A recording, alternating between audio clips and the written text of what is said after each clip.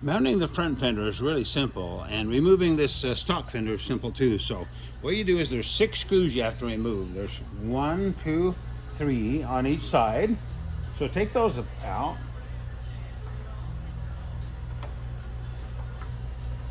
And then once you get those out, just take the fender, lift it up, squeeze it together.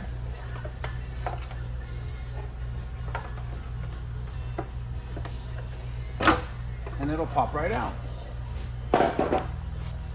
Easy. Okay, mounting the front tire or front fender is pretty simple. What I did is there's a short end and a long end. If you look closely, this is longer from here to there as it is from the holes to the front. So what I did is I marked that front. Make the short end the front. It's not a huge deal, but I think it just looks a little nicer with the longer section to the back. And then on the struts, this is the front. So I'll show you how to mount this stuff up.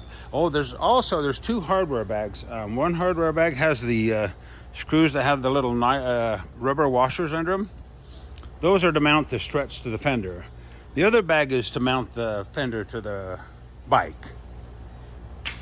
Okay, so I've pre-assembled this to get it ready to go on the bike. Now remember, the long ends to the front and the short ends to the back. This is the shorter end. And then what we did is we mounted the straps against the fender, and then these struts go on top of the straps. Let me zoom in there for you. So if you'll notice, we got the straps against the fender, and then the struts go on the outside of the strap, and then the washer and the lock nut. That's how they mount. And then go ahead and tighten them up, but leave them just a little bit loose. We want to be able to slide this on the bike and not have them, if they're too tight, they may not go between the fork legs. And then you'll notice on these struts, there's 2 sets of holes. The tall set is for if you run a vintage tire on the front.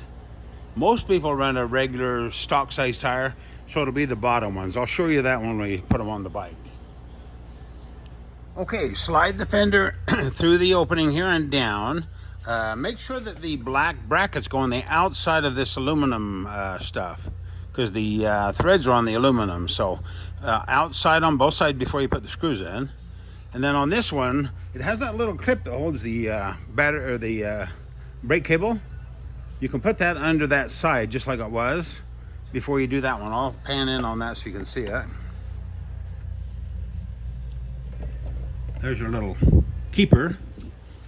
Anyway, so go ahead and slide that over, and then go ahead and tighten the screws up on both sides. So all 3 on both sides. And then you can go ahead and finish tightening these. I put a wrench underneath and then just tighten them with the Phillips screw. That works really well. So you want everything nice and snug. They don't have to be ridiculous. Just snug them up, make sure they're not going to come off. And there you have it. Gosh, we machine these holes very carefully, so the front fender should come out centered on the tire really well. Now it looks really good, a lot better than that Darth Vader looking stock thing. Very classic looking.